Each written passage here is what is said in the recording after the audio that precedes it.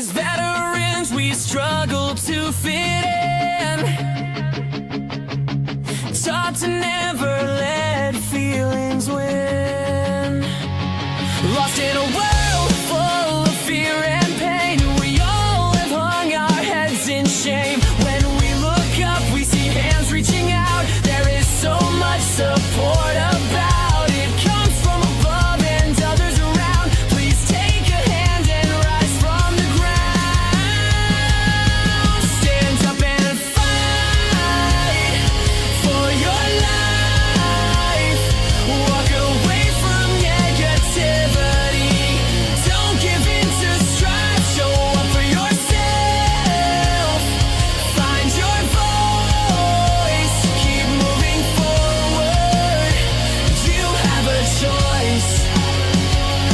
Give compassion for the child inside. Healing pain, let hope reside. Lost you will no longer be. Then you can help set others free. Now speak up and with us share the tools that make pain easy to bear. Advocate for others to lighten their load. Use your voice and join our show. On Coffee Talk with Bryan and Marie, we heal out loud, PTSD to advocacy.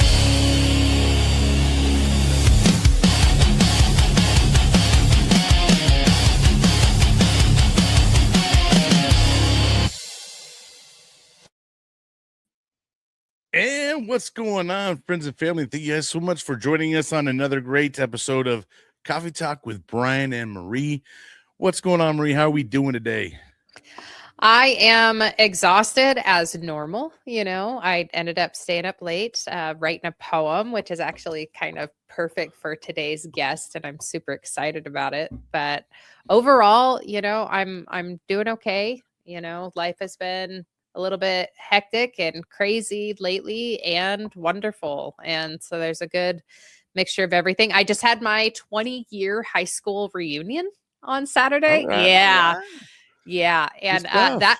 that brought up a lot of emotions. There was a lot. And you It was- went, huh? So you went? Yeah, I did. Oh, good. I Okay. went, and it was really good to see some people I went to high school with, and it was a reminder, some of the things I was talking to a few people about, like they had no idea. Because shortly after I had moved up here to Utah, I moved to Utah to go to high school here my junior and senior year. And shortly after I got here was when I dealt with my rape. And so and then I turned 18. And so I was in this weird, I'm a high schooler going to high school and doing high school things, but I'm also 18 and felt like I had no worth. And I started hanging out with adults. And so was kind of doing this. I'm an adult in a child's life, but I'm a child in an adult life. And it was this weird thing. So there was a lot to kind of process through this weekend, and I'm grateful that it happened. But with that, it's been 20 years since I joined the military. So there's been just this weird nostalgia the last month, because July 14th, 2006 is when I joined the military. And so I've been having this it was rough when I was younger, and it was wonderful that I joined the military, but as you know, was stuck in my addictions. And so they're just a lot to kind of process through, which again, it's kind of perfect timing because of our guest today. I'm super excited about our guest today because it just kind of really aligns with where I'm at and kind of processing through my own stuff and my own journey of recovery. And so anyways, I'm doing well. How are you doing? Doing well as well.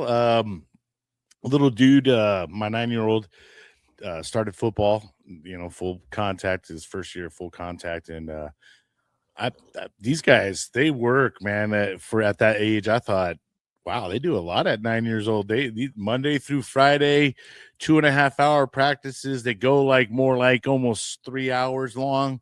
and you're like, gosh, dang, it's like they're taking this pretty serious. So they're getting ready. They got like 3 little mini scrimmage games on Saturday to do. So he's super excited. It's really cool. I've had the daughter around more often lately. She, she's been hanging out a little bit more here. It's kind of been hot and down here. So with being pregnant and she's so sick, it's just, I think, easier for her to kind of stay where it's a little bit cooler and have some peace. So it's kind of nice having her around as well. But other than that, everything's been going pretty well. Now, hey, did you get to reconnect with anybody that you haven't seen in a while, or is it kind of like odd, like, well, I haven't seen you in so long? Or Yeah. cool. There was everybody that was there I have not seen in over 20 years. Like the few people that I have seen over the years actually couldn't make it. And so everybody that was there is people that I haven't seen in like 20 years. I've seen them on Facebook and stuff like that, but it was really good because I got to see some people. I used to play Frisbee. Okay. We had a Frisbee team. And so I got to see somebody I did Frisbee with. There was also, I worked out with some of the special needs classes. And so a couple of those kids were there. I also was in choir. So I got to see some people that I went to choir. And then also some lady, okay, I don't remember her at all. Like as most of you guys know, I've got cognition and memory issues. And so I only remember like a portion of my life. But this lady, she comes up to me and she's like, I know you by your hair. And I was like, what? She's like, you always had the most curly, pretty, beautiful hair, and like right now it's not as curly, but you guys have seen me when my hair is a lot more curly, and she's just like, I would recognize that hair anywhere. And I was like, okay, but it was good, You're like still sitting there, the gerbil's still running through, like, who the hell is this? Yes. Right? Yeah. And that's what she said too. She's like, you probably don't remember me. I was like, I don't remember about 99% of the people here. There was a couple people I recognized. One guy I went to choir with, his sister, I met her in North Carolina. She's in Charlotte. And so small world, figuring that out. So that was fun. But it was good to see people. That's wild. I know my like 30 years coming up, like in like 3 years or something. Oof, that's crazy. Yeah.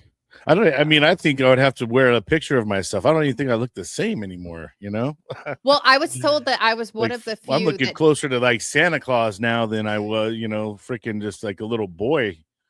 They're like, Santa Claus? No. Well, I was told that I was one of the few that doesn't look as an extreme of a difference. And I told them, I said, well, over the last 20 years, I've been through my extremes. I had my hair blue, purple, and turquoise for a long time.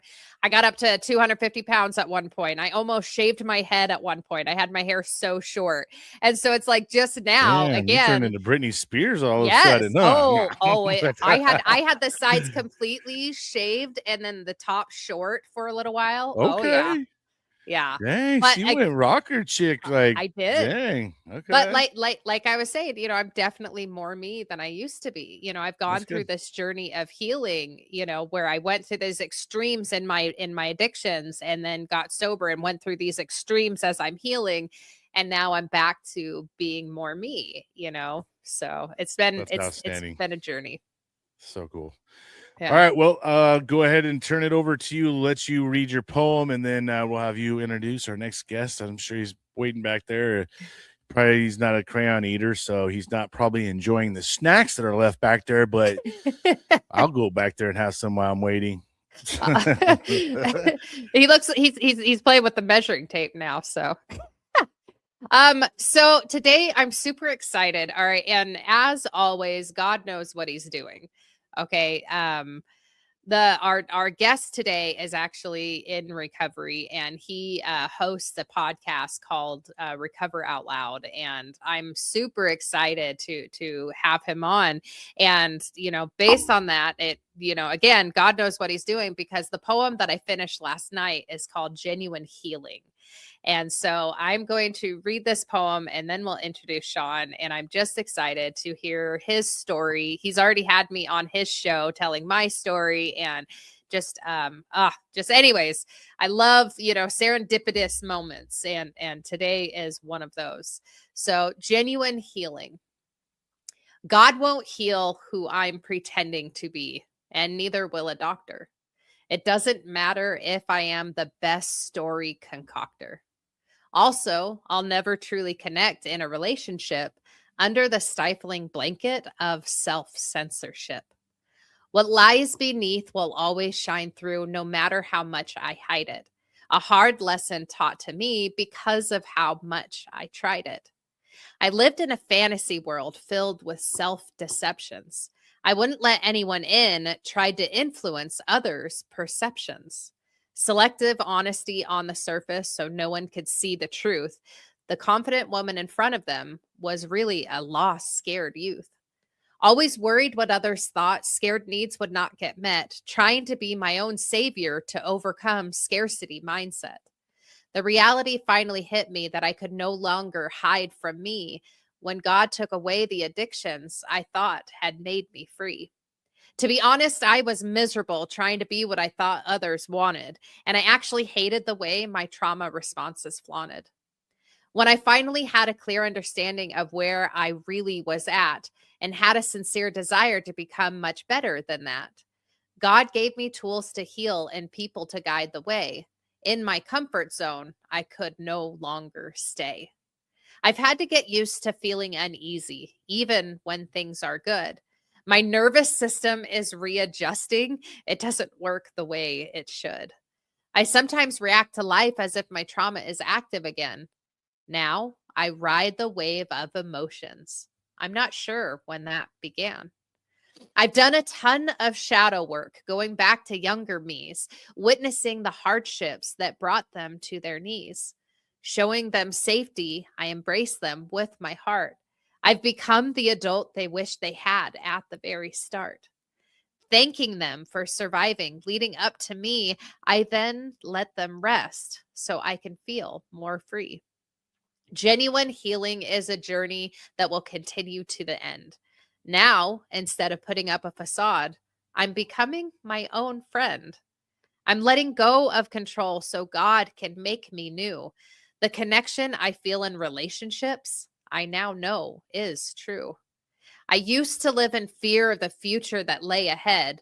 Now, in my genuine healing, I feel excitement instead of dread. I All love, right, thank you. yeah, I loved that poem. I really, really enjoyed You know what it. I Again. liked? Do the waves of emotions again, huh? Oh, the wave of Yeah, there you emotion. go. All right, go ahead and give our guest his introduction, and Yes. let's bring him on in. I'm excited to Okay, get so this show on the road.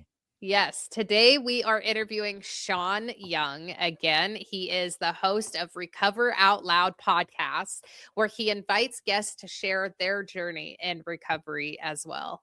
He is a medically retired U.S. Army veteran. He's a person in long-term recovery, a veteran treatment court mentor, and a shaman. Sean, we are so excited to have you here. I'm so excited. I think Brian's excited. Anyways, yeah. welcome to the show. What's Thank you going for on, having Sean? me. Welcome, brother. Welcome to the show, Thank you man. for having me. Absolutely. Well, we're all excited to have you on and hear all about your journey, bro. And we would love to hear, what kind of where you grew up. Give us a little bit of, overview of your why you went in the Army, what you did in the Army, why you weren't ready to be a Marine yet. And then just let us know how that transition looked for you, man, when you got out. What how did life treat you afterwards? And then let us know all the great things you got going on now, bro, because I know you're doing some amazing things out there. So we'd love to hear all about it, brother. The floor is yours. Absolutely. Thank you, Brian. I appreciate you. And Marie, thanks for connecting me and inviting me here in this space. So if you guys know anything about like history, like American Civil War history, I grew up right next to the Battle of Antietam, the Antietam battlefield in Awesome. Sharpsburg, Maryland. Wow. So That's super cool. history, history has always been a huge part of my life. And I absolutely love history. Now I currently live half an hour from Gettysburg. So Like I live in this great historically rich location in Maryland, but I grew up like like most veterans with terrible childhood, right? My first it wasn't all bad. There was patches of good times in there, but I would say that a majority of it was pretty traumatic. My first memories in life. I'm a huge professional wrestling fan. If I took you guys in my living room, you'd see like wrestling stuff all over the walls. I'm very passionate about wrestling. So like my Dude, first I, memory I in was life. back in the WWF days. Okay, bro. Yeah. Okay. Okay. My first memory in life was Andre and Hogan at WrestleMania 3, and so like wrestling has always had a huge part of my life. I have a wrestling related tattoo. I mean, yeah. So I mean, wrestling has been a huge part of my life, huge inspiration for me, and it's kind of carried me through all the bad times of my life. I think that one of the things that we tend to lose focus in are the things that kept us going, even when things were bad, right? We always look at the bad things. We don't necessarily look at the things that kept us in survival mode and kept us moving one step forward. And so I like to do that is like highlight those things. But my childhood was terrible. I got taken away from my parents when I was 4 and my sister was 3. Um, Essentially, there's a ton of abuse in the household. My first recollection of my father was him walking into the bathroom, and I was like 3 at the time, and I was splashing around. He pulled me up out of the bath and beat me with a belt on my bare ass. And that was one of the initiating factors for child services being involved. So we got removed from the home. I spent about 6 months in child care and foster care. Wow. And the foster family I was with was great. They were awesome. They didn't separate my sister and I. So I was my sister's protector. I had purpose when I was younger. And then my grandparents on my father's side ended up getting custody of my sister and I. And herein lies the problem, their son. So he ended up having full access to us, even though he was the one that was doing a majority of the abuse. And now um, this is where the system has failed a lot of our kids in the system, is they give them access back to, or they give the abuser access to the one that was being abused. And because of trial and error, my dad got custody of my sister and I, and we moved up to Erie, Pennsylvania, like right on Lake Erie, equidistance between Ohio and New York. And that started my teenage years. And the abuse went from small little smacks on the back of the head to like full-fledged, like vicious attacks. And so I grew up in high school, and Marie, much like you, I was into music. I was into marching band, and music was my life. Music kind of saved me in that period of my time, in the period of my childhood. And I played trumpet and mellophone, and I found purpose in marching band. I found an escape from the home life that was really rough. And I think that that's another big thing. We can either take our experiences and we can shape them into something great, or we can run with them and shape them into something horrible. And I It chose sounds like you to, directed that attention somewhere else, right? Like yeah, you yeah, put your attention into music versus what yeah, the yeah, underlying things that was kind of going on. yeah. And I could have easily gone the other route, but I was terrified of authority, right? I had this crippling fear of authority. I had this crippling fear of disappointing people, especially my dad. And that was the one thing. Like I always Mm. wanted the love and affection of my father. And up to that point, I never got it. So nine Can I 11 happened. Go ahead. Go ahead, can I Marie. ask a quick question? Mhm, So, mhm, I don't know if you remember, but our stories are very similar. I was in mhm, foster care and mhm, stuff like that as well. I know for me, what helped me survive was becoming a chameleon. Is that mm, something that you did as well? mhm. Yeah, yeah. I fit in anywhere I Yep. went. Like Marie, you were talking earlier about your high school reunion, and I've run into a bunch of people, and I've talked to a bunch of people I went to high school with, And, they were like, "Oh, you were always popular." And I was like, "I just survived." Right? Like, I wasn't, I didn't go out of my way to be popular. I fit in wherever I went. You put me in the jocks and I would fit in. I'd talk all the shit in the world. You put me in with the nerds and I'm able to talk about whatever they're talking about. I made myself accessible to the point where I couldn't be hurt by anybody. Yep. That's a survival, tactic that we have. We Definitely just become, sounds familiar for me too, bro. I mean, I Yeah. was definitely in that same world because my parents went through a divorce. I had to move to a lot of different schools, bro. So I had to learn how to adapt yeah, around the different kids and all the stuff that I kept being exposed to, and then I'd go from yeah, one school to another school, and then you're always being the new kid every fucking, all the time. yeah, And that was being the new kid and not when the school started, mid like class, you're being brought in, bro. Everybody's staring at you. Totally get that, yeah, man. yeah. And being the new kid was rough. Like, if you're a new kid and you're interstate and you're going, like, in Pennsylvania, if you're going from like Philly to Erie, or you're going from Pittsburgh to Philly, right? Like, that's not much of a huge difference. But I did a whole complete culture shock. I grew up in the backwoods of Maryland, where, excuse my language or excuse my French, I'd never seen a black person in my life. Right? Like, I knew the color white on my skin. And when I moved to the city in Erie, I was surrounded by people of all cultures. And I had no idea. It was a massive You're in culture culture shock. shock, yeah. Yeah. I went Definitely. to a Christian, when I was growing up in Maryland, I went to a Christian school where there was uniforms and there was a code. And then I moved into public schooling where there was no uniform, no code, and I wore my pants high water, right? So I got tortured because of that. I had a gnarly Southern accent, and I had to learn to adapt to that so that I wouldn't be a target. And so quickly, I started changing everything about myself so that I wasn't a target, and that was pretty difficult. And I actually, like realistically, didn't stop doing that until a handful of years ago, until I got into recovery, because I started really trying to find out who I am, at the core of myself, right? I've buried all these identities on top of myself and these labels. But we'll get to that Yeah. later on in the conversation.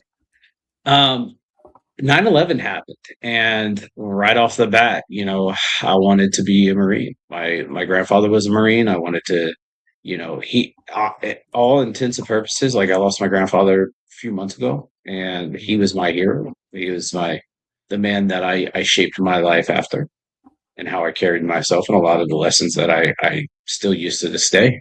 I learned from him. And so I wanted to be Marine because he was, Marine.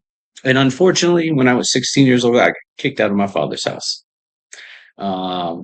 and sent back to my grandparents' house. And I dove really deep into religion. I grew up in many different religions. I grew up Mennonite when I first lived with my grandparents, and then I went to Apostolic, which is like a step below Catholicism. And then when I moved back down with my grandparents, they had converted to Pentecostal. So, like, I went to Pentecostal Wow. church. So you had a Wow. good experience with a bunch of different types. That's interesting. I guess Yeah. and I know we're going to get into it, but I guess that maybe that kind of helped shape your religious aspect into getting into shamanism, because you're like, Yeah. I have all these different experiences and they all kind of blend together, and All these labels. you created your own safety net of spirituality, it sounds like. Yeah. I guess, if I would have to say, like, I created my own way that I view the world, and spirituality is a byproduct of that, and it's a beautiful thing. I think that those of us who serve have a greater perspective on the world than 98% of society. We get to see things and appreciate things greater than the regular human being would. So yeah, absolutely. All these experiences kind of shifted, my perspective on things. When I moved back down with my grandparents, I ended up connecting with this pastor in the church that we went to. Him and I, it was almost like a father-son relationship, and I was searching for that. How old Right, are you like- at this point in time right now? About 16 okay, at the time. 16, okay. 16, 17 time frame. If I meet this person that is like, I see you and I recognize the pain and you don't have to do it alone. And that was the first person that actually like pulled me aside and was like, hey dude, like I got you. And I appreciated him. But in that he kind of opened up my eyes to being a pastor. That's kind of like where I wanted to go. My focus shifted from the military to religion, and I really wanted to do that. I ended up going to like the open house for a Bible college in Ohio, and I thought it was like really cool, the coolest thing. And my pastor was like, "If you decide that this is what you want to do, I'll pay your full scholarship." Wow. Yeah, and at that moment, it was like the decision was made. And I called my father. My father and I really hadn't had a great relationship, up to that point, obviously. But he was still pulling strings from behind the curtains and everything like that. And I called him and I told him that I wanted to be a pastor. And then he said, "No, you're joining the military." And him and I went back and forth over the phone. He even drove down from Erie, Pennsylvania, 8 hour drive to take me to a recruiting station. And we didn't leave until I signed a contract. And So he didn't So- even give you space. No, I didn't have a choice in my future. And so when I went to the recruiting station, it was the Army was open and the Navy was open. And I went into the Navy and they looked at me and said, "We need to see if you're smart enough to join the Navy." And I said, "This is not where I want to be." And it's not because I'm not smart enough. It's because if I'm going to sign a contract to a career, I want to be in a space where I'm going to thrive, not where I'm going to be demoralized. But I was demoralized, so it really didn't matter the fucking choice I made, I don't know which branch doesn't do that. So Yeah. Yeah. So when I went in and I signed my MEPS contract and I went to MEPS and I ended up signing my contract, I signed to be a forward observer, and I had no clue what that was, like, at all. The guy that was behind the desk was like, let me ask you, when you're kind of going in with, this isn't really your choosing, right? I mean, you have somewhat of reluctancy at this point in time. Yeah. Did you harbor any kind of resentment about your father, for this decision at the time? And were you feeling it like going through boot camp and like, fuck, I didn't want to be here, and trying to figure out how to get the fuck out? Or were you like, you didn't want to disappoint your dad, right? So, I mean, there's so many elements here, right? Like, one, you had your own vision of what you wanted to do. Your dad had a vision, and you respected your dad so much that you went ahead and did something that you didn't want to do, right? So now you're going through it. Now I gotta imagine, bro, things are running through your head. Yeah. So at first there was no resentment toward my father. Like it was like, hey, I've got a goal set in front of me, and this is what I need to achieve. You started getting excited about it. I mean, you kind of went into like, all right, now I'm doing it. Like the adapting thing, right? Like you kind of adapt to the situation, the circumstances that you're put in. So he made a decision for me that I didn't make. This is the next 3 years and 20 weeks of my life assigned to the Army. That's all I know. But my dad literally, from the last 3 months before I went to basic, my dad kicked the shit out of me. Like, and I was working out every week. PT'd the hell out of you, huh? He PT'd the shit out of me, right? Like any smoking that I got in basic and AIT was like nothing compared to what he did to me. Was your dad military too, or he was just raised in the military? No, my grandfather was. That's why I was going to say. So that's why I was going to say. So your dad wasn't military himself, but he was raised by somebody who was military, and so then he just kind of took that same mentality and passed it on to you. The dad he forced you when he didn't even join, right? Too, right? Yeah, when you look back at it. Yeah. So the downside to all of that is, I mean, not only did he not serve in any of that, but it went from I'm trying to make you stronger to punish me. And so it wasn't, hey, I'm trying to get you in shape. I wasn't out of shape by any means. He's hazing you now. He's hazing me. Yeah. Right. But it was like you're going to run 15 miles at a 6-minute pace. and I was timed. And if I didn't, then I had to do it again. If I didn't make the time, and so it was a vicious childhood, very, very, very painful childhood. But I joined the army. I went to basic and AIT at Fort Sill, Oklahoma, the worst place in the whole country. I hate Oklahoma. And if there's any listeners from Oklahoma, I don't hate you. I just hate the state that you're from. Um, um, but I went there and I graduated with the PT honors for AIT because scored the highest consistently over time. I got offered a airborne contract.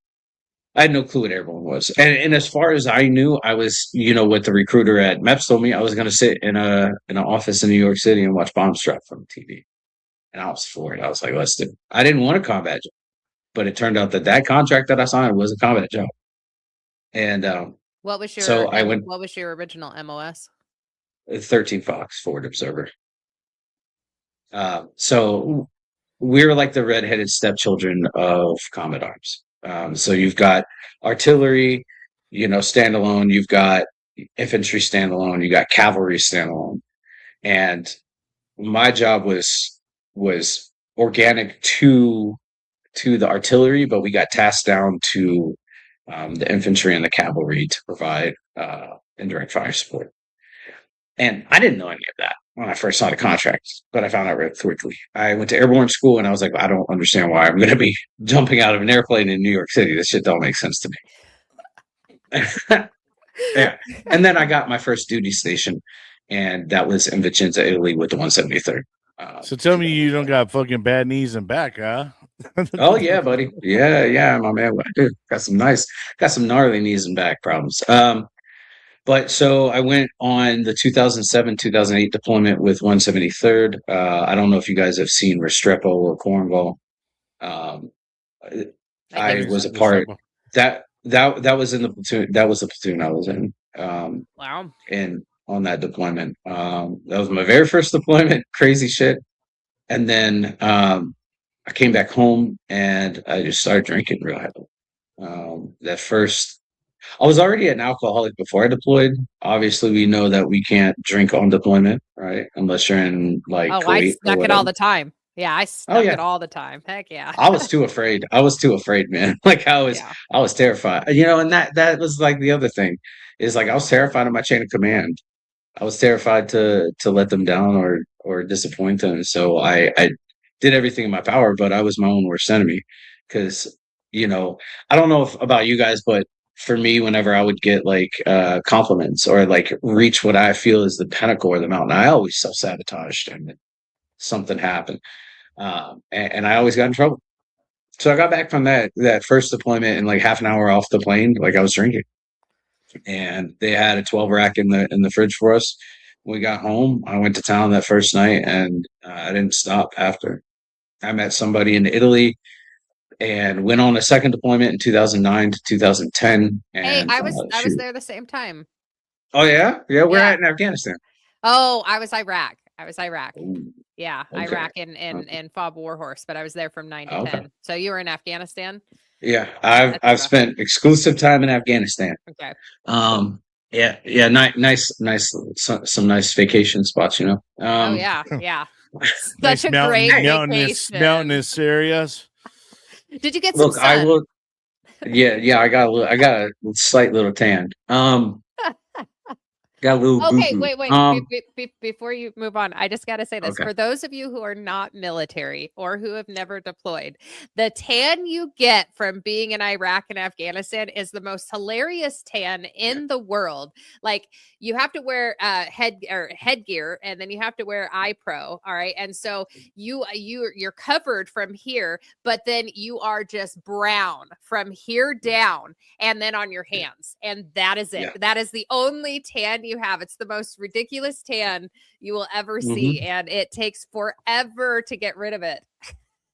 And if you're afforded the opportunity not to have to walk around with a top outside of like your AO, you got that gnarly tan from your elbow down.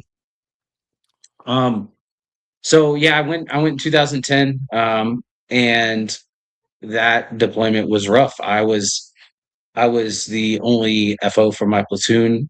I was also the RTO, and I was a part of a QRF platoon. So we ran missions all the time. Like we had our own mission set, our own AO to do, but we also had Overwatch missions to run.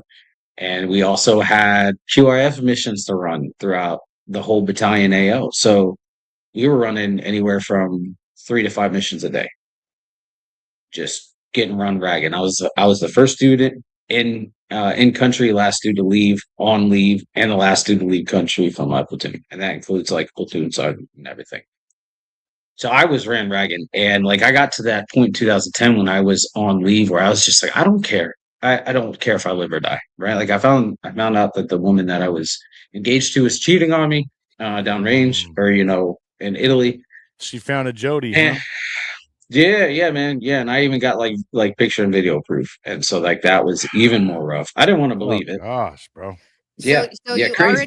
already are dealing with the struggles from your childhood that you never Hmm. really got to process. Yeah, You were kind of forced into a situation that you really kind of didn't want.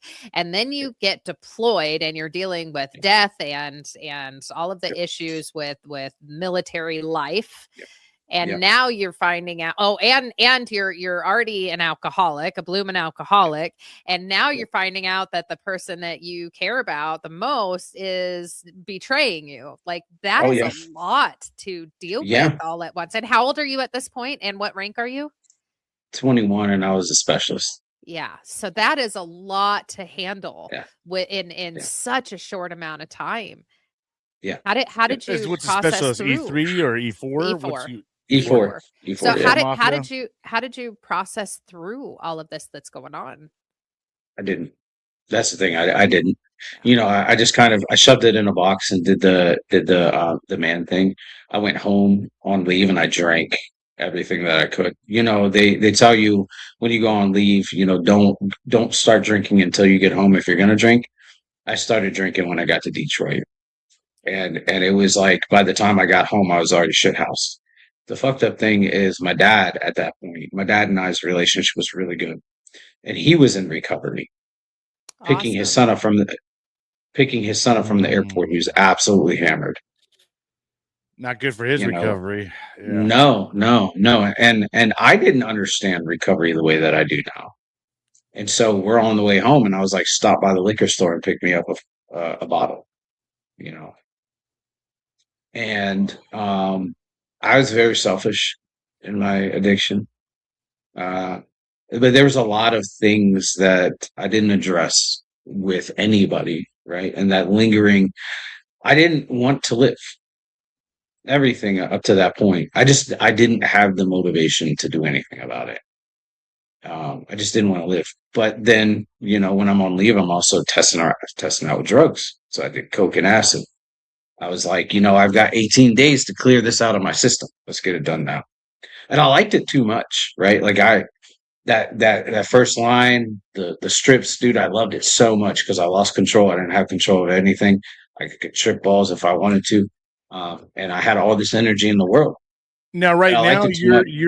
you're on leave at this point in time, Hmm. right? Yep, What is a 2 week leave or He said 18 18 days. days. 18 Yeah, days? yeah, Sorry, okay. yeah, Yeah. yeah, yeah, I'm writing yeah. stuff That down. was that was during the yeah, that was during the time when they were giving you 18 days for like year long deployments.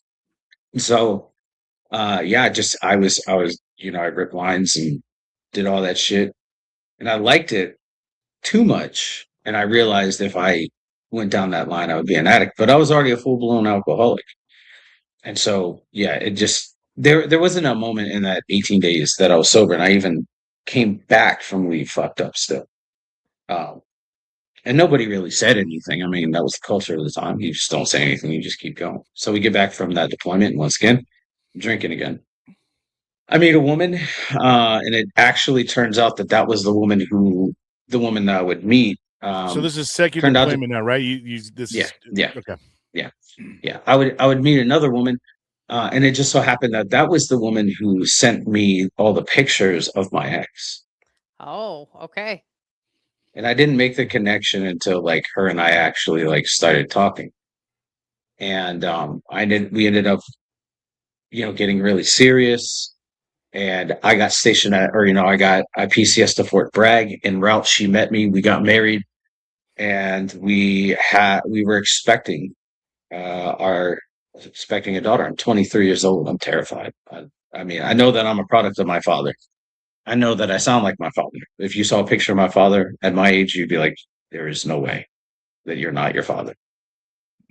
And I was so terrified of being a father, right? Like, because I'm going to turn out just like him. So I did everything in my power not to turn out like him, which would end up pushing me in that direction. When we are so resistant against something, it becomes what we turn into. And so um, we get to Fort Bragg, sign in 5 months after I sign into Fort Bragg, get reassigned to Fort Bragg. I'm assigned to 4th Brigade, specifically to 473rd, a CAV unit. We deploy to southern Afghanistan. What year is And this now? that 2011? This is third 2012. deployment now. 2012. 2012. Yeah. 2012. And that one's 7 months, but that was by far the worst one. Oh man, we went into southern Afghanistan and to Maiwan province, and we were pretty much, I mean, like, southern Afghanistan, that's the home of the Taliban, right? Like, we were right next to Helmand province. So, like, really, really bad area. We had quite a few guys get injured that deployment. I watched my best friend get blown up right in front of me, and he sequentially died. We were running a mission. It was a week-long mission. He was our minehound guy. He was our minesweeper. And we were clearing this area. It was either go into this open field. We know that that's never good. Or go into this compound. And so we decided to go in this compound. I had, a third way through it, entry and exit on both sides. We get to the entry. Everything's fine. We're sweeping through. And he gets to the end. And we see, boom, black smoke. Everybody rushes up there, and that is a scene that that haunted me for 10 years after that. That fueled my addiction, that pushed me deeper into any kind of depression, PTSD symptoms that I've ever faced. But I ran from it. I still remember what he looks like. I remember the smells, right? Like, I was talking to my new roommate yesterday, and I was like, there's certain smells that I can pick out, right? Like, they don't traumatize me. There's certain smells that I can pick out that I'm like, yep, I know where that comes from. I remember that, right? And that fucked me up, right? Like, that scene alone fucked me up. I got home and I went right back to the bottle. I had this brand new baby. I didn't want her to turn out not like me, be treated like me. Now, I didn't know. During any of these, that's your third deployment coming back. Did you see any? Yeah. Did they get you any kind of mental health during any of these times when you were back from your deployment, or no? Was there The stigma, brother. You know the stigma, brother. Yeah, there's just no. I know. Hey, services are available, but if you go get checked out, you're a bitch. That was the stigma, right? Especially in the airborne community, dude. Bro. No, I get it. Yeah, no, I get it. Yeah. Like, we're like the 1% of the 1%, and we get, and you have a mission that you just got to keep going. So, I got home. I had this brand new baby. I couldn't come home because it was such a short deployment. They were only allowing people to come home for deaths, so I didn't get to see my daughter's birth. Can I And ask I get home. Yeah, one yeah. question? Daughter's birth. Yeah, absolutely. So sorry, I'm like emotional. It's okay. It's all because right. I get it and I understand. Yeah. My question that I have for you is, did you even realize the trauma that you were feeling? Like, did you, because I know, like, for me, when I in my addiction, I wouldn't really even allow myself to feel it. And I didn't even recognize how much trauma from childhood and then the deployment, I didn't even kind of really understand the impact that it had because I had the safety of my alcohol. And so my question is, like, did you even realize how traumatized you were? Or was this, hey, I'm looking back with sober eyes and I see how traumatized I was? I would say that looking back, I can see how traumatized I was in the moment. I didn't, just simply for the fact of I had rituals to take the pain away, right? Like, because we drink to numb the pain. right? Or we use our substances of choice to numb the pain, to escape, to run away from reality, right? Because reality is right in our face. And I had many different things. Like, it wasn't just alcohol, right? So when I came home, I put pictures on the walls of all the guys I had lost, and I would go over there and I would touch his picture, right? Theoretically, if you think about that, you're like, yeah, dude, that's great because you're paying homage to him. But what I was doing is I wasn't addressing any of it. I wasn't talking to anybody about it. I was just seeing his picture on the wall, which would force me to look at it, and I wouldn't talk about it. Um, and when I would move, I would pack his picture up, and when I would open that back up, his picture would rip me right open every single time, right? And I had his ID tag in there that he died with. I got one, and his team leader got one because we were both so close to him. And his ID tag was in that picture, and it fucked me up every single time that I would look at it or touch it. There were certain songs I couldn't listen to, that were just horrifying, right? Like, some of my favorite songs I couldn't listen to because those were the last songs that we listened to, and it was rough. It was very difficult, a difficult time in my life. At that time, when I got home, and my daughter's mom was seeing how bad it was getting, she was like, "If you don't quit drinking, I'm leaving." Obviously, I don't want to feel that pain. Obviously, I don't want to lose another person. So I quit drinking, but I was doing it for the wrong reasons. There was no motivation aside from I don't want to lose somebody. I wasn't working on myself. I wasn't in any 12-step program. And so, I maintained my sobriety for a little bit, but it wasn't like it was. I didn't want it. Right? There wasn't any improvement in my life except for when I stopped drinking, things started going my way. So you did 3 So, concert tours in total? uh, 4, but we're getting to that one. Okay, Um, got you. when I stopped drinking, and I started becoming a better version of myself, and I was getting the career advancement schools. I was finally promoted to E5. I finally went to advanced leaders course, right? Like, all the schools that set you up for success later on down the road. I was getting access to that because I wasn't drinking, and because I was becoming more responsible. And then I would relapse, and then there would be a hindrance, and then I would quit drinking, and life would get better. So I'm slated for that 4th deployment, and that was in Western Afghanistan, pretty much like right on the border of Iran, and Herat province. And that one was easy, dude. We guarded Department of State in a 4-star hotel. We had catered meals every day. We had 3 gyms in the hotel. I'm like, I mean, it was a hotel. But when idle hands, are present, it does the devil's work. And I started evaluating my life, and I was like, I didn't look at myself. I looked at everybody else in my life. And I was like, I'm not in love with my daughter's mom. I love her, but I'm not in love with her. I broke that news, and obviously it wasn't very popular, obviously. You're right. It never is. It never is. And when I got home, I didn't have anybody to be sober for. I wasn't, I was separated at that time, so I just started drinking again. And I had to take my daughter's mom and my daughter down to Fort Benning from Fort Bragg, and that was heart-wrenching, to say the least. That created a God-sized hole in my heart, that interaction. So, took my daughter down, and mind you, like, I love my daughter to death, and I would lay over a train track for her. And I was downloading the last bit of stuff off the trailer of theirs.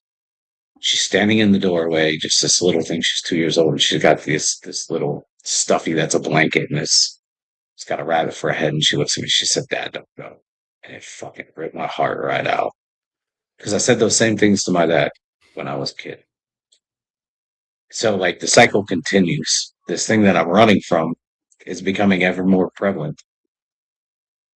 So the divorce happens, but in the meantime, in between, like, dropping my daughter and her mom off in Georgia to the divorce, I'd met somebody, and I took no time. I took no time to heal whatsoever. Yeah. I took no time to reflect or to do any work. I was just like, on Well, to the next one. what do they say? The best way to get over Is to one get is under to fuck somebody. another one, right? Yeah, yeah. Yeah. Best way to get over somebody is to get under somebody. There And you go. that's exactly what happened, right? Like there was no healing whatsoever. As so much so, as a matter of fact, that I got divorced at noon and I got remarried at 3. The same Damn, day. dog. Same day, same day. Wow. I was like, This we're is already your at the second marriage courthouse. now, right? Though, yeah, Yeah, right. yeah, yeah, yeah. So I was like, we're already here. Might as well, whatever. No time lapse. And I Now, definitely fucked that one up. what year is this now? It's 2015. Okay, 2015, and your Yeah. daughter is how old now? 2, 3? At the 3. Yeah. 3. Okay, Yep. 3. Yep. She's And 3. so, okay, so you are traumatized, still not really working through your stuff, but you're kind of Yep. like Certainly sober-ish, hasn't but learned yet, right? but I you're mean, fucking goes right into another marriage. Hasn't you're I learned have not shit. learned. you're I haven't learned shit. sober-ish, and you Yeah. have a 3-year-old, you get divorced and get remarried, so you're in this like weird like turmoil thing of Yeah. distraction. Yeah. Okay. I Boy, you just made wanted, yourself a big mess too. Gosh Yeah. damn, Yeah. doing that. I imagine. That yeah, probably I pissed wanted your some, ex-wife off like no oh, other. yeah. Oh, yeah. And, but it's crazy too, because like she still loved me. Right. And like to this day, she still does. Like we're friends. We're fucking great friends. Whenever I That's go good. visit them, I stay at their house. Cool. But when I introduced her to what ex-wife number 2 or wife number 2, she was like, if you ever hurt him, I will fucking kill you. Hmm. And so like that woman always has my back and I'm grateful for it. So go on to marriage number 2 and I'm still drinking, dude. I get back into drinking. I'm like, different person, different time, different place. It doesn't matter, right? Like addiction doesn't matter. It doesn't matter. People, place, and things, right? That's the thing. Where you go, there you are. Mm-hmm. Mm-hmm. Yep. Yep. So after a while, I get promoted to staff sergeant, E5, or sorry, E6, and my list opens up significantly where I could go. I didn't want to stay in Fort Bragg. I wanted to be as close to my daughter as I could, and my daughter was now with her mom and stepdad, brand new stepdad, at Fort Lewis, Washington. So my list opened up to everywhere but Fort Lewis. And so I was like, where's the closest I can get? Anchorage, Alaska. So I got reassigned to 425 Airborne before they disband and reopened as 11th Airborne Corps. And when I got to Alaska, all of the symptoms from the PTSD and the TBI literally smacked me in the face. I was no longer a productive human or a member of society whatsoever. I don't know what it is. I don't know if it's the climate or the barometric pressure in Alaska, but it does something. It does something to you. And we were slated to go on a deployment with that unit, and I went in to do the NM test, that pre-deployment memory test, and I failed it miserably. And that kicked off this pipeline of treatment. Is that something And new at this point in time? Were they Yeah. not doing that before? So this was something new to kind of No, for people that already seen combat, or was this just a questionnaire? no. So the NM test was for everybody. It gauged your short-term, long-term memory as well as reaction time Okay. and something else. It was like on the computer where you match shapes and stuff like that. But that kicked off a pipeline of treatment that I definitely wanted. Like I was for it. I took it to my chain of command and I said, here, look, this is what they're saying. These are the symptoms I'm facing. And here's my ERB, my enlisted records brief to show you the deployments I've done. So I'm not just fucking around here. And my chain of command was completely supportive of it, which was weird because it felt like at that point, the stigma was starting to shift, starting to change, right? We're like, we've got to take care of our guys because we need them, right? And so I took over the training room. I got off the lines, took over the training room, and I spent anywhere from pretty much my whole business day at the hospital every single day. doing all kinds of treatment. You know, I did occupational therapy, speech therapy, acupuncture, whatever they were offering that would Awesome. alleviate some of the, yeah. I even got nerve blocks because I would get these massive headaches, and like the muscles that are in the back right here would seize up to the point where it would affect my vision. And I Was would that go all blind working? I sometimes mean, from was everything working well, it was work. I mean, or it served its band-aiding it at purpose. least? Yeah, Band-Aid, but we weren't addressing the real problem. And the real problem lied much deeper, right? Um, Here's a quick question. Sorry. yeah. Um, so I know when I was in the military, they started me Mhm. with therapy, right? I had been in Mhm. therapy for years before, and in my addiction, I would go to therapy regularly, but I was Mhm. very selectively honest. I talked about this, so they didn't ask me about this. And so like I Yeah. would go in there and be like, "Yeah, I have this trauma," but I wasn't saying, "Well, hey, I'm cutting myself off at the feet because I'm drinking all the time and promiscuous and doing drugs and stuff like that." Did you kind of have that same experience where you're like, "Hey, we're addressing this trauma, but we're not really addressing this addiction because I'm not ready to tell you about it." Were you having kind of that No, same thing? my issue lied with trust, laid specifically in the area of trust, where I would go in and I would start to build a rapport with a provider, and then they would say, "Hey, look, we're getting reassigned somewhere." So then I would have to open up that wound again that I didn't want to open up initially in the first place. And then they would say, "Hey, we're getting reassigned." So there was no continuity. I couldn't establish trust enough to actually like open up to the point where I felt like I could actually do some real work. And that would kind of like plague me too. Like I had that a lot. I've had counselors even like into my recovery that I've had to fire because I didn't feel like it was the right fit. Not that they're terrible people, it just didn't feel like it was the right fit for me. But I've done that a lot too. 2018, yeah, oh yeah, oh yeah. I think it's so important to have that counselor that is right for you and that will fit for you and will challenge the way that you think, not just agree with you. Well, the thing is too, and this is something that I share in the advocacy work that I do. Like you're not married to your therapist. However, you can learn something from every therapist you go Yeah, to. And so even if this is not the right therapist, you kind of like address, okay, what can I learn from this person? And yeah, then you move on to the next. And so like every yeah. therapist I've had has influenced a portion of my healing. And it sounds like you Hmm. kind of went through that same experience too. You're like, I can Yeah, learn from this person, but they're not the right person for me to go through this section or this section yeah, or this section. And so you kind of yeah, like you used what you got and then you moved on to the next yeah. person. Absolutely, absolutely. At that time, I was on Lexapro, and I don't know if you guys talk about medication, but for me, like that was Sometimes. the devil. That was the absolute devil. I didn't read the side effects. I trusted the doctor that prescribed them to me. But 2018 started a massive decline in my mental health and like pretty much all my health, right? Like I was going through the pipeline of treatment. I was married and everything was going good except for my marriage. And I found out she was cheating on me much later on. Essentially what happened was my daughter came into town 20 for Christmas 2017, and I started noticing that the way my daughter was being treated wasn't the way that I was treating her kids.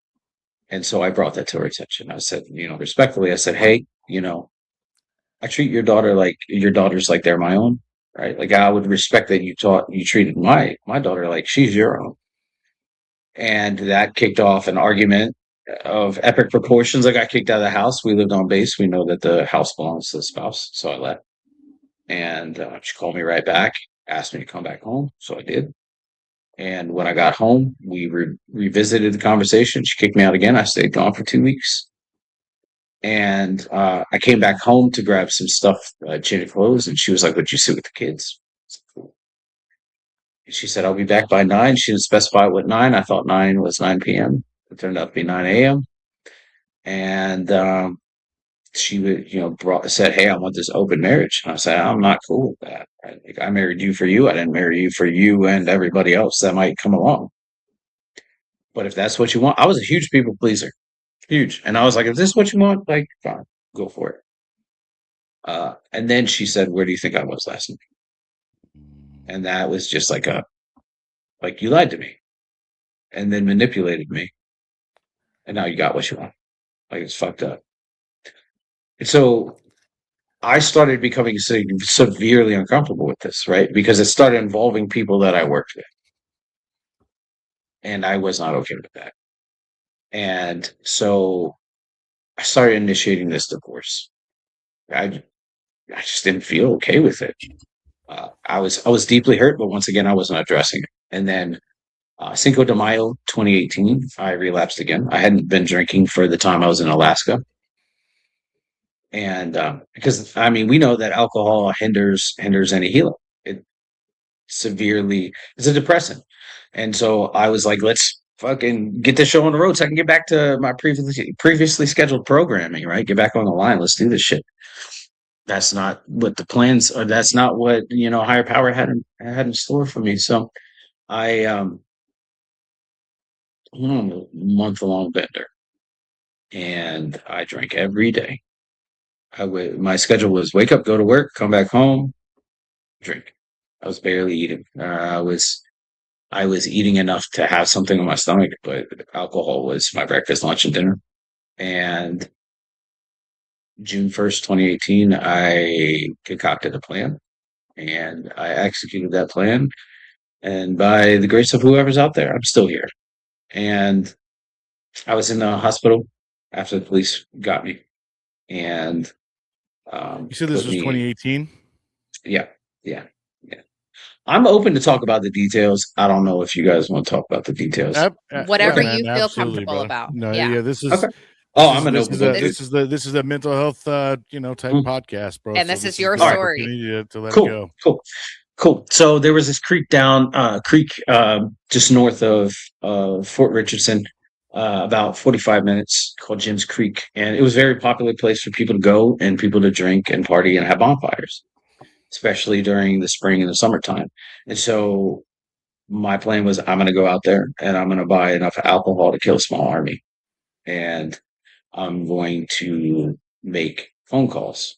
If nobody picks up, I'm going to follow through with my plan. But I self-sabotaged. You were ready to like end it.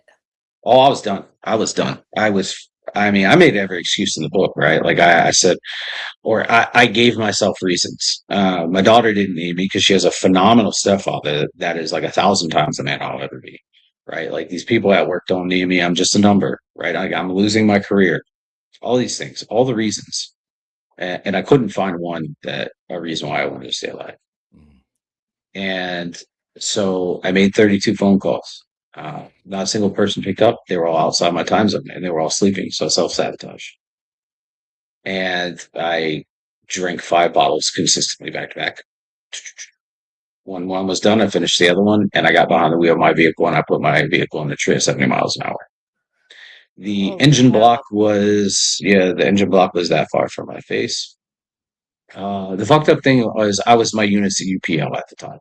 So I knew all of the scientific data that said, about how alcohol works in the body, how long it takes to take effect, everything about it, like how much I would need to drink to knock me out. And that was the deal. I wanted to hit the tree, get knocked out, and then choke on my vomit. Right? Like, that was the plan. Thankfully,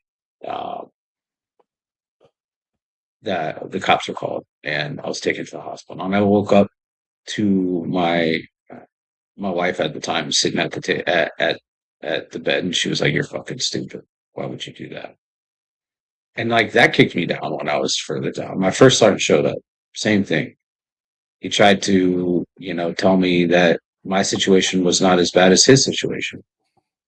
Right? They weren't Completely actually minimized that shit. They weren't actually validating the emotions that led you to where you No. are. They were just Yeah. trying to be like, dude, get over it, Yeah. type thing. Yeah, And that's really shitty. they minimized the shit out of my experience, and so I didn't leave the hospital feeling any better. Yeah, his mental state didn't even know how to take any of it No, at that moment, right? no, no. My first sergeant took me back to my house and dropped me off at my house Are after a you suicide kidding? attempt.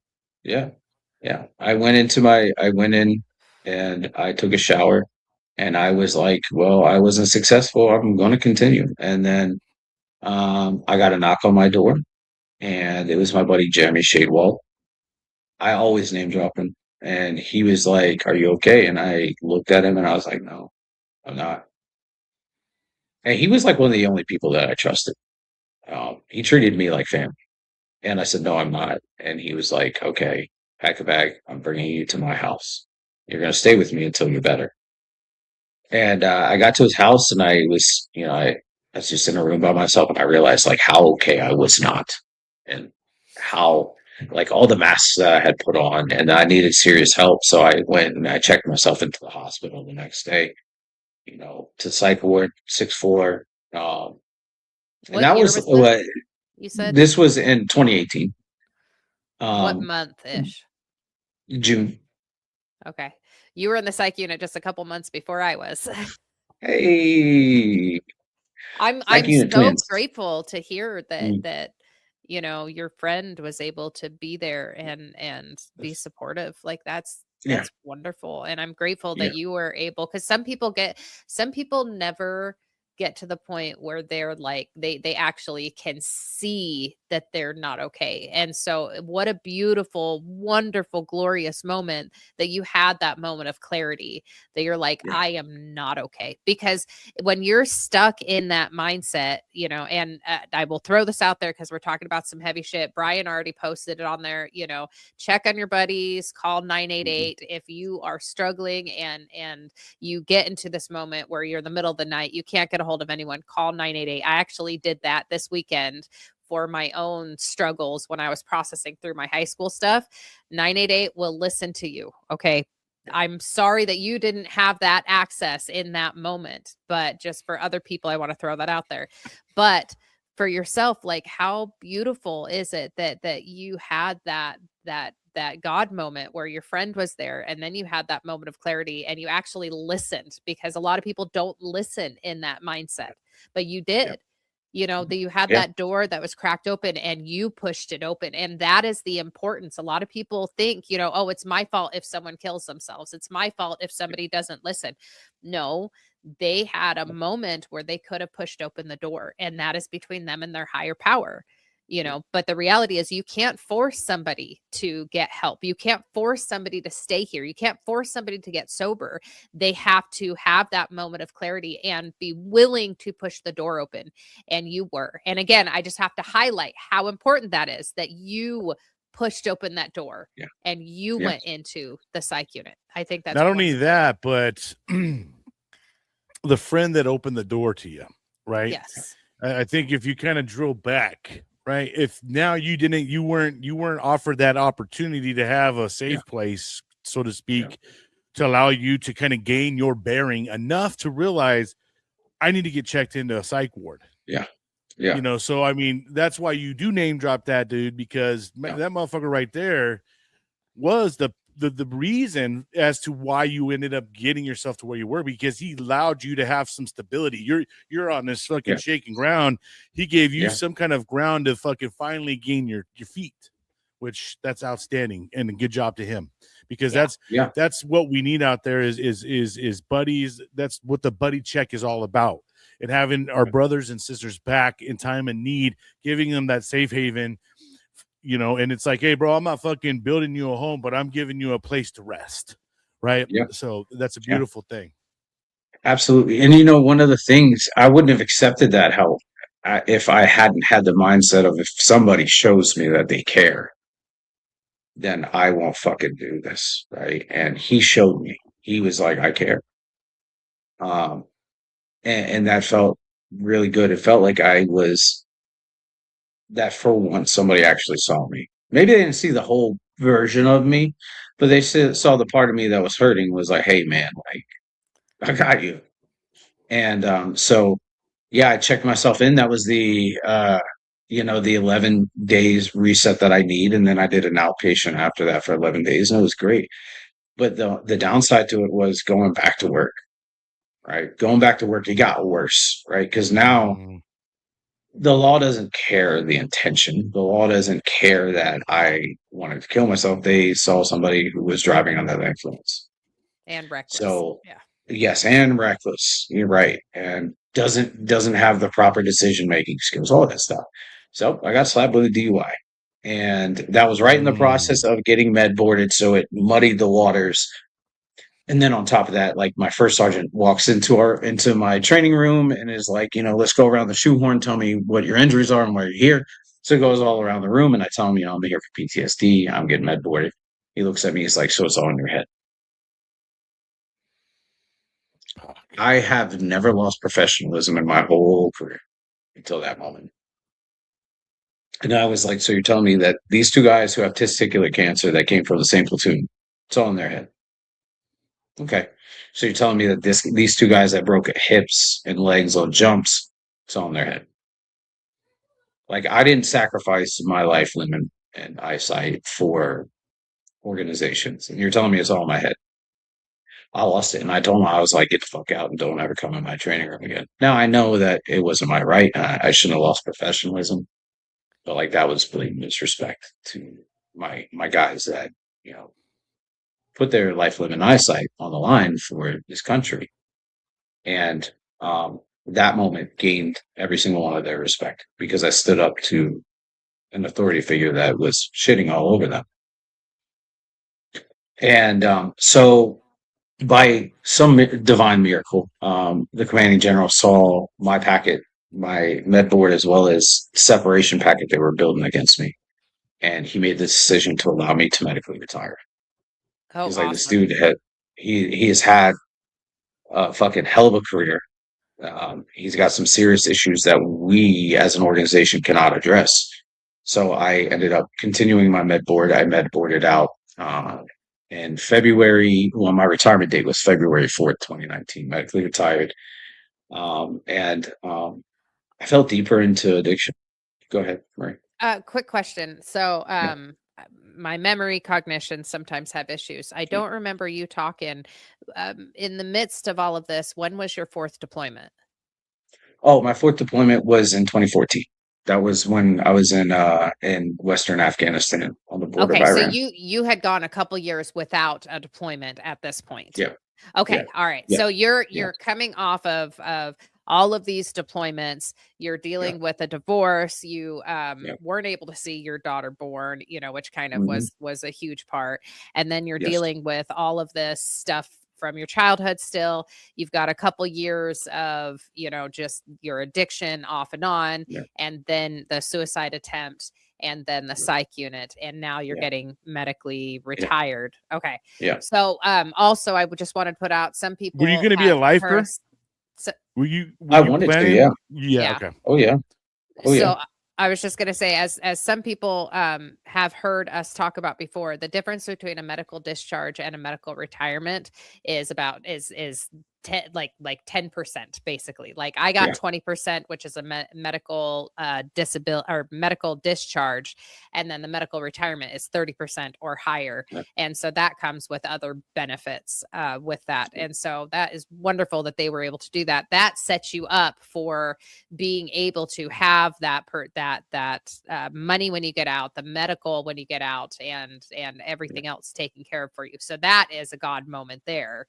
Yeah. And how wonderful that is. The issue with that transition was I have a lot of issues with transition. I don't know how it is now, but I know my transition was rough. And I always there's one thing that I always kind of like hold up and I throw behind a neon light is that the military teaches you all these great things when you're transitioning. They teach you how to interview, how to write a resume, how to do all these things, how to tailor your resume for the job that you want. That's good to hear because Yeah. that was not a thing when I was in. My gosh. Yeah, yeah. So I mean, it's great, but they don't teach you about what happens when life happens, right? Right. They don't teach you about what happens when that last paycheck comes in and where you're struggling and you're fighting for your benefits that haven't been approved and you still have bills that are coming out. You've got a family. And that's what happened to me, right? I try to set myself up for success prior to getting out of the army, so that as soon as I would leave the military, I would have a job, and I just wasn't successful. And I applied for like 1,000 different positions, and I didn't get a single call back except for one. And I was afforded the opportunity to work at an air cargo company in the airport. I was working customer service, and I hated people. I just fucking hated everybody because they didn't carry the same morals and values I did, but I didn't carry any morals or values. And so I fell back into addiction. That was my last relapse. My Where last was this relapse was at when you got Anchorage, out? Alaska. Okay, so you stayed in Alaska. Yeah. Okay. Yeah. So the divorce went through in October, and I had met somebody. I didn't get married right away, guys. Like, I learned a Okay. little bit of a lesson, you So know, a so little, finally you did get the divorce from the second one yeah, yeah. now, and October, okay. And you're in your last October, relapse and you're yeah, living in yeah. Alaska. Okay. So I'm living in Alaska. I'm with this new woman. We're living together, and we had actually just got married May 19th, 2019. And she was like, "Do you ever think that you'll be able to drink normally again?" I was like, "Yeah, I'm with somebody different. It's not a stressful environment, like making all the reasons why I could." People, And I places, told and her, things. "Yeah, people, You know, you places, and didn't things." And marry her right away, but pretty close, bro. yeah, 9 months, dude. Nine month gap, dude. You at least Uh, you waited a little bit longer this time. yeah. All And right. Now you're dealing so with another marriage at man. yep, yep. And yeah, and so I was like, "Yeah, I'm good to drink, you know." And I said, "I'll have one drink," but I didn't just have one drink that night. I had four, and then the next night it was, I'm gonna have two, and then I had eight, right? So like and I was back to the way that I was before. I still wasn't addressing anything, still wasn't talking to anybody. Uh, but that vendor or that relapse lasted for 6 months, Now was and it just in that, alcohol that you were relapsing yeah, back on? Okay. yeah, yeah, Have yeah. have you And so continued at this point with like the acupuncture and the different things that you had started? Nothing that helped you get past before. Yeah, you kind of just nope. Nope. I just let all that go. Like, I went from this model employee that they were looking at to get promoted at the to, airlines. yeah, Yeah. to hey, you're getting called in the office because you've called out so many days this month. And then I go home, and December 7th, 2019, um, was the last day that I had a drink, and I got You home must from have did work where something really bad that day, I guess. I did. Um, it was a Friday, shut the shop down, came home. I got my Christmas bonus. I was like, I can afford to buy two bottles of Hennessy instead of one. Oh yeah, Hennessy was my drink of choice. I know now it's the devil. I know it's the devil, but um, yeah, I went before I even got out of the car. I pulled in my driveway, cracked the bottle, and started drinking. And got inside an hour and a half later. I was outside my house, no shirt on, in the middle of December in Alaska, where it's like fucking really cold. No jacket on, no shirt on, just angry as motherfucker. And I'm like, what am I doing out here? And I walk in, my house looks like a tornado went through it. There's holes in the wall. And then look down the hallway. And these are things that I've collected over time, like collector's edition things. All my valuable things just destroyed. Guitars broken out all over the place. And I look down the hallway, Oh my gosh. and my wife is on the floor. I didn't know what had happened. Oh my I knew I gosh. was angry, so I left. And I came to the next day, and I ended up calling her, and she said, "You hit me," and I said, "I don't remember that." Oh She, no. but she never lied to me. There was no reason for her to lie to me. So I called the Anchorage Police Department. I said, "This is what my wife is saying. You need to come and get me now." I turned myself in. They arrested me in a Walmart parking lot. I spent 20 days in jail.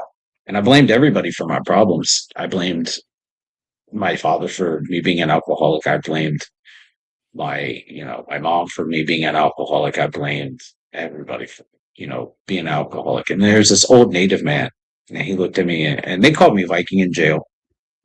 Honestly, I mean, because of the beard. And he was like, Viking, shut up. You created all these problems for yourself. When you can take accountability of that, you'll be okay. And at first, I was like, dude, who's this old ass man to talk to me like that? Do you know who I am? Do you know who I am? But then, like, I sat down and I really thought about it. It's like, this dude was right. Like, I created all these problems. Yeah, there are some things that are out of my control, but I created a lot of the problems. In that moment, it was like eye opening, but I got a tap on my cell. It was ding, ding, ding. And it was the corrections officer. He was like, hey, man, your bail got posted. You're free. Like, just.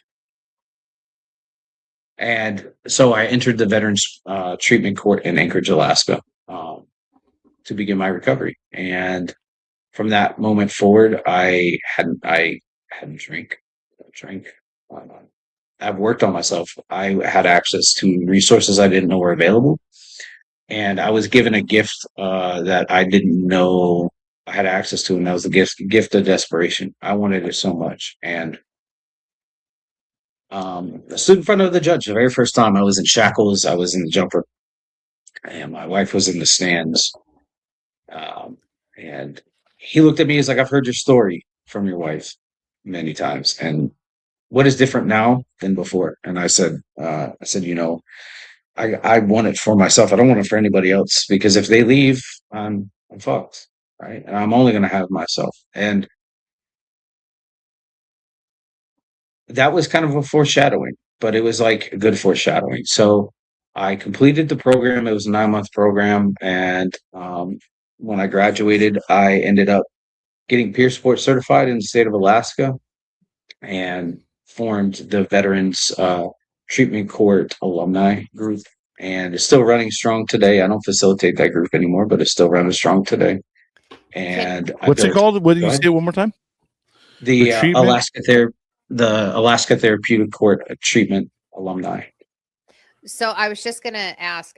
We've talked about this on here before, but can you give us an explanation of what the Veteran Treatment Court is, how Yep. you can be eligible for it, and some of the things that you learned about it, and especially Absolutely. now that you are on the alumni with that? Yeah. Yeah, absolutely. So the Veterans Treatment Court, or treatment courts in general, are incentivized courts. They're not punitive courts, right? So when we think of a court, we think of standing in front of a judge, receiving a sentence, and then following through with community service or jail time or a fine. This is anywhere from 9 to 18-month program. Sometimes they can extend to 24 months. And it is a program that is meant to hold you accountable, but hold you accountable in a way where you receive treatment, right? So you're held to a standard. So for me, I was held to a standard. I cannot do any drugs or alcohol. I cannot own a firearm. I have to complete X amount of structured hours a week. I have to complete a certain amount of AA groups a week. I have to attend certain amount of therapy sessions a week. Anger management, all of the things. And what it reinstilled in me was structure, and it reinstilled in me a drive and a motivation that I hadn't had before.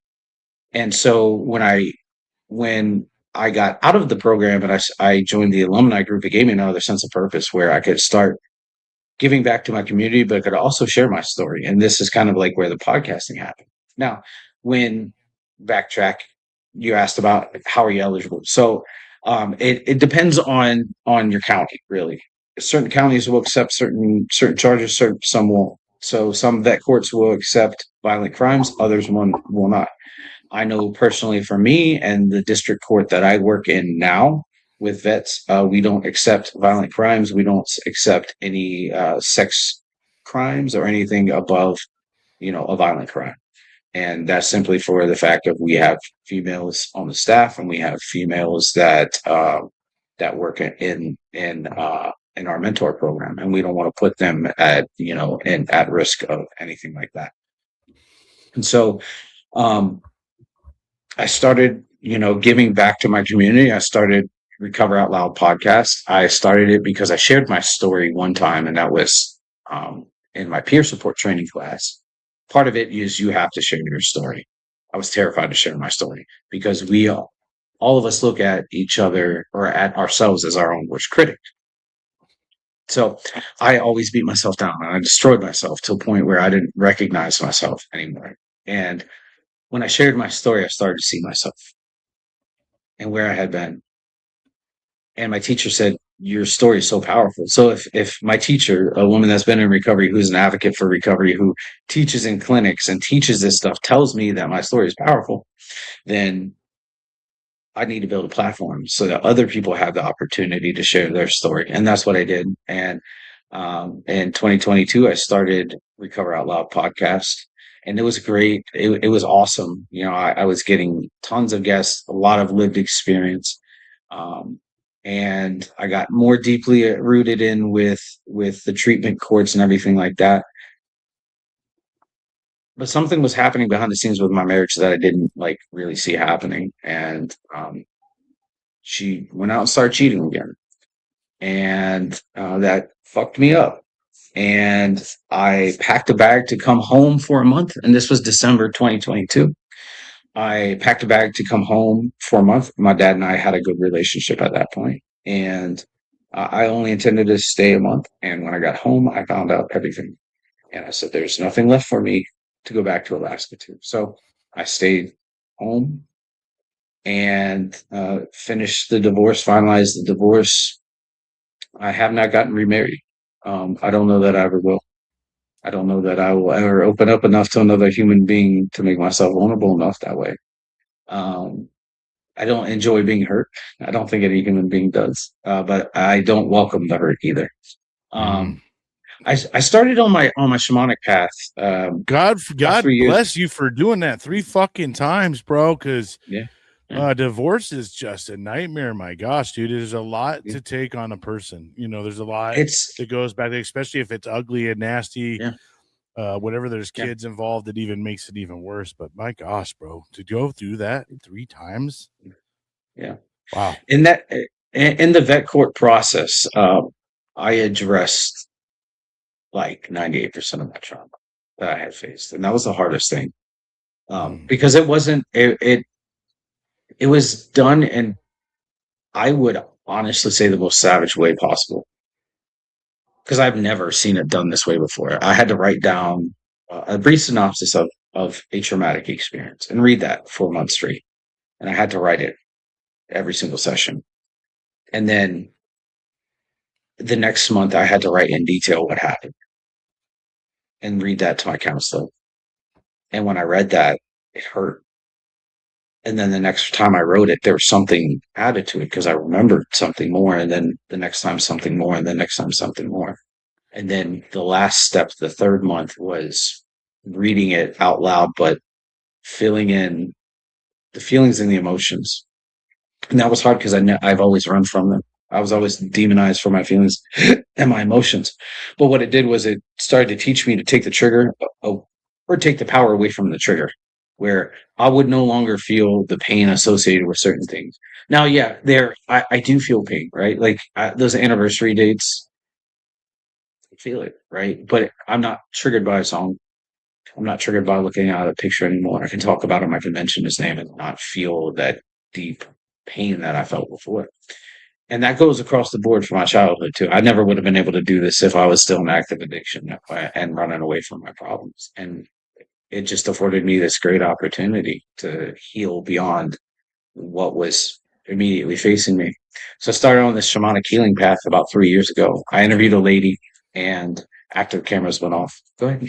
I was just going to say, before you get into, 3 years ago, among all of this that's been going on, you said you had this childhood of spirituality, and this actually is kind of perfect because I wanted to blend this all together.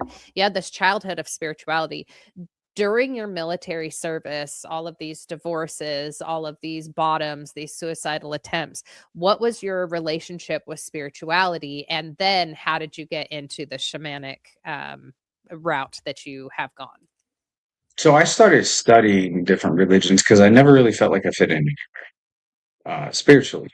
And when I mean like every religion, like I was diving into Buddhism, Hinduism, Muslim, Satanism, you fucking name it. And I was researching it. And it just so happened one day, I decided to watch a TV show that everybody told me about, and they're like, "Dude, you got to watch Vikings." And I was like, "Vikings." All right. But I started watching it, and I saw the depiction of how they lived and the morals and the values. And that's how I lived my life. And for me, I felt like that's where I fit in. It's crazy because like I found Norse paganism, but a few years after that, I would find out that I'm actually Scandinavian. So it makes sense. Um, but when I found Norse paganism, I found a sense of peace that I never really I had never found before. And it was just like a small little morsel of peace, but like dove me down the rabbit hole of like, okay, what actually is this? So I went into shamanic healing just simply for the fact of a lady told me that I had shamanic healing abilities. And I was like, no. Then she passed away. And it became my life's mission to dive into what a psychic told me, right? And like figure this out. So I went to a class, an online class. It was good, but it wasn't like shamanic healing. It wasn't. It was just like life coaching, doing shadow work and stuff like that, which is great. It's a great intro. But I'm associated with a team of healers in Maryland in my area, and I felt like I didn't know nearly as much as they did, and I needed to know more, not more, but as much as they did, right? Like I was being drug along with everybody else. So I found a teacher that lives in Annapolis, about an hour away from me, and I spent the last year just dedicating my life to going and learning shamanic healing from him. And I was gifted, in this work a lot of times people get upset when it comes to terminology or lingo or whatever. And so when they hear a white man say that he's a shaman, they're like, oh, no, you're not. But it's all about what you've been gifted. And so for me, I was gifted the rights to be a shaman. So I'm actually a shaman. And there's a big difference between a shaman and a shamanic healer. Uh, but also with that, I felt like there was one thing I was missing, and that was connecting to my ancestor. And I just got this really cool opportunity toward the end of last year to attend an event in Wales. And that was this past April. And I went to Wales and I got to connect with my ancestors. And it was just like the most beautiful, transformative thing that I got to experience. So when it comes to the spirituality and like being connected to so many different like belief structures, what I do is I take everything and I pick what I like from from those religions and I apply them to my life. I call it universalism, but it probably has a name. I'm pretty sure it's called esoteric. But I take what applies to my life and I leave the rest. I don't criticize it. I just let it be because it's not meant for me. And but I also believe in Christ consciousness. I believe in the teachings that Jesus Christ came to teach, being treat your neighbors like yourself. Place nobody above, your higher power. He says God, but higher power. And just be a good human being, right? Treat people the way you want to be treated. And that's something I really deeply believe in. And so, yeah, it's just been a whirlwind. It's been crazy. It's been an awesome, wild ride. Not one that has been easy, but it's been awesome nonetheless. And everything's a lesson. That's outstanding, bro. I mean, you have had one hell of a story, dude. I mean, 3 divorces to 4 deployments, losing people, losing relationships, addiction, recovery, addiction again, back to recovery.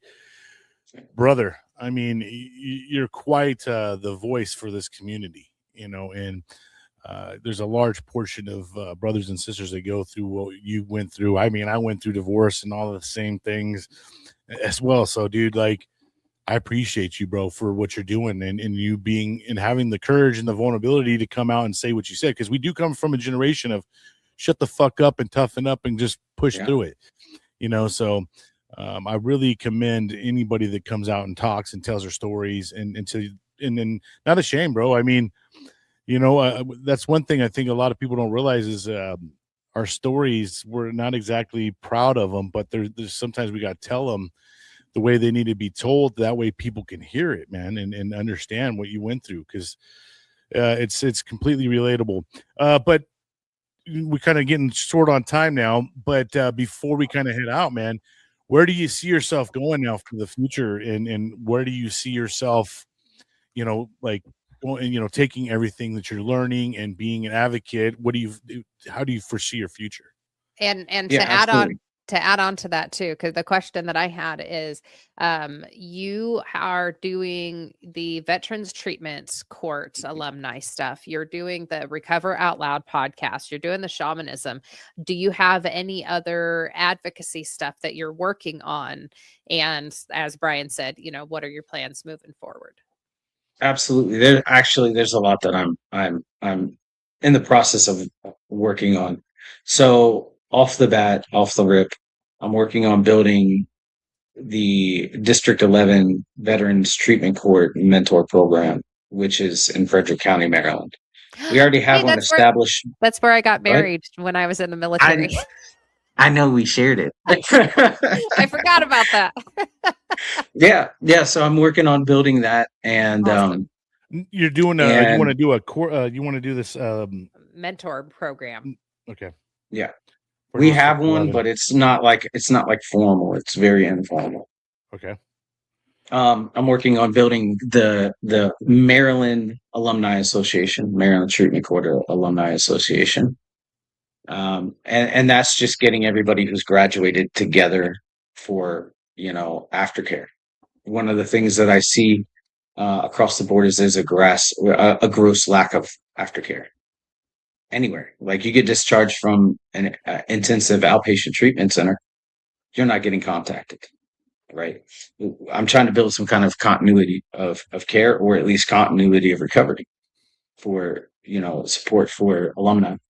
I'm also working, and this is very grassroots. I haven't built anything around this, but I'm working on building a 501c3 that surrounds helping men that have been abused mentally, emotionally, spiritually, psychologically, and financially. Get them back on their feet. Bring them in. I want to get an actual brick and mortar building. Get them in. Get them housed. Get them to recovery services, mental health services, as well as get them to be productive members of society by getting them a career, getting them into school, something to help give them a sense of purpose. Because I love that I part, know, bro. Because I've we been- don't yeah. we don't really talk about that side about men getting abused, Yeah. right? Yeah. We have Yeah. a lot And- of the domestic shelters that focus a lot on the Yeah. women's side, and that Yeah. is beautiful. There's a program I want to get you connected into that's for men's awareness and stuff. So I love this. This is an awesome idea. And the reason I'm doing it is because it happened to me. I'm the fourth person that I know it's happened to. I've housed 2 people that it's happened to. And, I've been I don't wanna take financially anything. abused. I've been financially Yeah. abused. Yeah. Dude, when I left, what I didn't share is when I left Alaska, within a matter of 4 days, the marriage went from I'm not happy to I don't want to be married to I found a house, so I'm moving out, all 4 days sequentially. And she left me with a 12-pack of ramen and a 12-pack of water after I paid all the bills and was broke. Right. It's difficult, and it's even more difficult to have to sit in a house for 2 weeks by yourself, staring at walls of a house that once was happy. And so for me, I know that I went through, and I know the pain I went through, and I hear the pain that other men have been through, and there's multiple men, a ton of men that are going through it. So I want to build a 501c3 around it to try and get men to be productive members of society based off that. Obviously, it's not everybody's going to be accepted, violent crimes, all that stuff. But at the end of the day, that is what I'm working on in that aspect. I'm also, this whole summer is going to be slammed for me. Literally next week, I have a big retreat that I'm doing where I'm teaching shamanism. My first class, I'm teaching Awesome, shamanism, dude. so I'm really excited about that. There's a ton of metaphysical markets in the area that I'm doing from now to the end of the year. And I'm really excited about those in between Pennsylvania, Maryland, and West Virginia. So I'm kind of all over the place, getting my name out there. And as far as what the future holds, I don't know. I'm just accepting it, open hand, whatever, open arms, whatever comes my way. Go to bed. Well, this has been seriously so wonderful, Sean. Like getting to know you. I'm excited to see what you have in store in the future. I know we're gonna have to round it up. We're so grateful that you were Lots of here notes, and dude. Like raw. I'm like front and Yeah. back up from you, bro. Sheesh. So grateful that you were willing to be so open and vulnerable. Just to kind of finish us off, can you let us know your social media information? How can people Yeah. contact you? Are you open for guests? Kind of let people know how they can reach out to you. Absolutely. It's So I'm on a recovery out hiatus. loud, right? Recover out loud. Recover out loud. Okay. Yeah. So at the moment, I'm currently on a hiatus from recording and uploading content, but you can find Recover Out Loud anywhere where you get your podcasts, and I mean anywhere, like YouTube, Spotify, Apple, You're fighting like with all. recovering out loud. Yeah, yeah, yeah. They don't like that. But Yeah. yeah, Recover Out Loud on social media. You can find me under Sean Young, my name, big ass beard. If you're listening in, if you're not seeing my face, that's me. Also, I have a bunch of different pages for the different things that I do on Facebook. You can find me on Instagram as well as TikTok under the Sober Shaman Sean, and that's just about everything. That's everywhere. Awesome. Yeah, I think Yeah. Well, thank you so much for being here, Sean. Again, excited to kind of, see where things are heading, keep us posted. Maybe we'll do another absolutely. interview in a year and kind of see where you're at. And that would be Absolutely. wonderful. If you are interested, Bryan does a side podcast. Well, how this got started was through Bryan's original podcast. But Yeah, he goes into detail about the military service. So if you are interested, Bryan would love to have you on his show. I'm I'm gonna speaking see on for my him right calendar. now. He's shaking Yeah. his head No, because because I he was already agrees. gonna say it, so I'm Yes. glad you are speaking for me. But Thank but you. especially since you have those 4 deployments, like there is a lot in there. So he would love to dig into it. So if you are listening, and want to hear that, go check out Bryan's other podcast. Every day is a Saturday. We just got this separated into its own podcast now. So the original is Every Day's a Saturday, USMC veteran. So would love to hear your story a little bit more in detail if you're comfortable with that. absolutely, absolutely. I am, and I want to say thank you guys for what you're doing. You guys are doing some amazing work. Keep it up. Thank you, brother. We Thank you. appreciate you, man. So, Absolutely. all right, brother, we're gonna let you go back, and once again, we thank you, bro, for opening your life up to us and our listeners. And I look forward to having you on my other show as well, and getting a little bit more into some details. But we appreciate you, brother. Keep doing what you're doing, Oh man. We yeah. appreciate your fucking service to our country and what you're doing for our brothers and sisters today, man. Thank you, We'll brother. see you, brother. Well, all right. Well, that wraps up another amazing interview. And dude, Sean is an amazing guy. He's been through a lot in his life. And for him to be standing tall and have a good fucking smile on his face and he's got his shit together for being at a place in his life. He could have 100,000,001 excuses to be in a worse place. Mhm. So I appreciate him coming on. Is there anything you want to say before we head out, Marie? Nope. I'm glad that we're here. I'm glad that we're doing this. And it's wonderful to be being introduced to people who align with our same message of recovery and healing out loud, PTSD to advocacy. If you're listening to this and this speaks to you, reach out. Let's do a networking call. Let's talk about either getting you on the podcast or getting you connected to some of our past guests. We'd love to hear from you as well. Share your story. If you're not comfortable with sharing your story in person, send us an email, marie@sliderbabe.com. Check out sliderbabe.com for the access to the podcast. And we just love you guys. And we're excited to see where this is going. We're booked out until February. We've got some amazing, amazing guests that are going to be coming on. And we are going to be starting to incorporate some live live episodes with us as well. So we'll continue doing our weekly release of our pre-recorded shows, but we're also going to be adding on some lives, and Definitely those got are some fun mostly stuff lined up. those are mostly going to be some classes. Like right now, we've got 6 classes planned for emergency preparedness, and especially how to maintain your mental health while you're actively being traumatized during emergencies. So that's going to be incorporated to these next 6 classes that we have. And then we also have one that we're going to be doing about witnessing trauma, and another one that's going to be leadership training. So anyways, we've got some amazing stuff in the future. By the time this is getting released, we should have started we're getting ready to start the live classes. So anyways, glad you guys are here. Thank you so much for your support. And Bryan, it's been fun, seeing where this is going, and I'm excited for the future. Absolutely. All right. Well, we appreciate you guys. Please share the show, get this out there so we can share these stories. We could really use the follows since we decided to split the podcast. Just go find us on any pretty much major audio platform. If you don't find us and you want us on a major platform you listen to, let me know and we can get you added. Before we head out, though, we're going to end with we're going to give a little shout out to a veteran who owns his own business.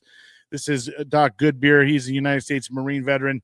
And then, you know how we say, don't let the day kick your ass. Make sure you're out there kicking. We'll see you guys on the next one. All right. American made, better known, we are Doc Goodbeer. It's more than just looking good. When it comes to your beard, we believe you can have it all. Thoughtfully designed, unique fragrances, and affordable prices. We strive to provide a line of uniquely scented balms and oils that you won't find in other products. Come on, rock with Doc, and remember, it's all about the beard, man. So what do you say? Let's take that average beard and make it badass. Go to docbeard.com. Thank you for watching. Please like and subscribe.